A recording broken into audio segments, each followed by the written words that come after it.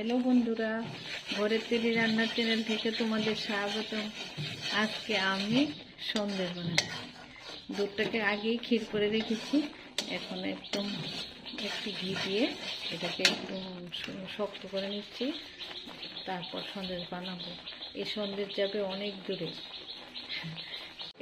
ওদের জন্য বানিয়ে সন্দেশটা নিয়ে যাবে। তার জন্য তোমাদেরকেও একটু দেখাচ্ছি কীভাবে সন্দেশটা বানাই, তোমরা দেখতে থাকো।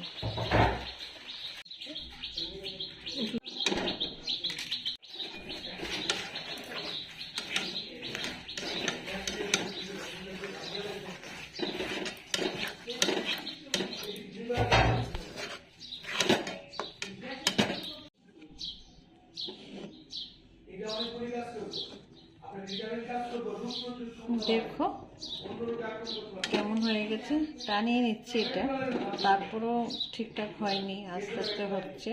তারপর সাজে তুলে নেব সন্দেশটা।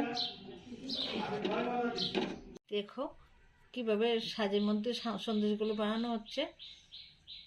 টিপে টিপে দিতে হয়, না হয় ভালো উঠে না। একটা খাবে, খেয়ে দেখলে বুঝবে কত টেস্টি হয়েছে। এগুলি প্লেনে চড়ে নেদারল্যান্ড যাবে। দেখো আমাদের সন্দেশ সুন্দর হয়েছে কিনা। তোমরা আমাকে একটা লাইক করবে, শেয়ার করবে, কমেন্ট করবে, সাবস্ক্রাইব করবে।